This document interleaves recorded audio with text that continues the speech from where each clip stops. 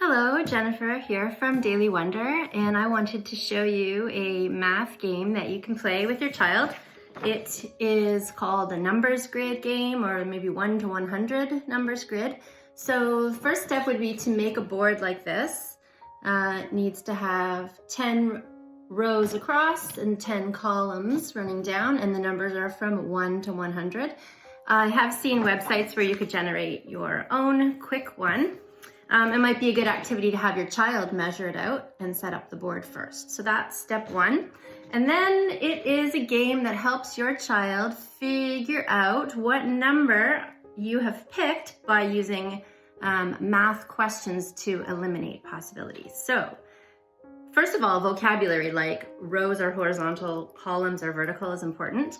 And then vocabulary like factors. So you might use that as one of your questions. So let's give an example. So I am going to pick a number in row 5. So 1, 2, 3, 4, 5. It must be a number, one of these 10 numbers. And now your child would start asking questions that will eliminate. So they can write out these 10 numbers on their own rough piece of paper and start asking questions. So let's say I have picked the number 54.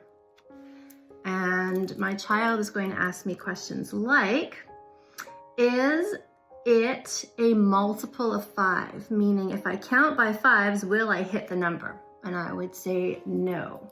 And then they can cross out the number 40, which is a multiple of 5, the number 70, which is a multiple of 5. I might say, is it divisible by 6, or is there a factor of 6 in the number? And yes, it is. There is a factor of 6 because 9 times 6 is 54. So I would say, yes, it does have a factor of 6. So then every number that does not have 6 as a factor can be eliminated.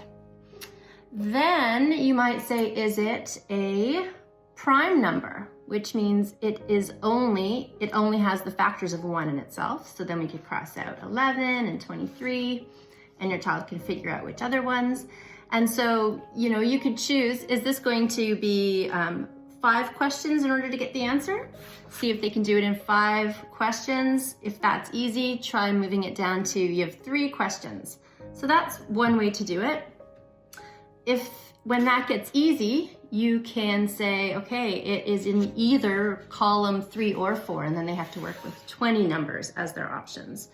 And then possibly for some children, it might be a great challenge to eventually get to use the whole grid. I am thinking, I picked one number out of this whole group. That would be very challenging. Maybe they would need 10 questions to answer that.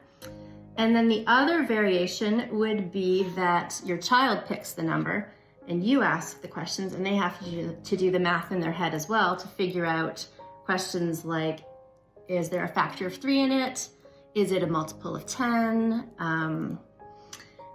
Is it a prime number? Is it a composite number? These are the questions to ask. So I hope you have fun with this game. Start slowly so that you're only using 1 row or 1 column. Give lots of chance for success, and then make it more challenging as needed.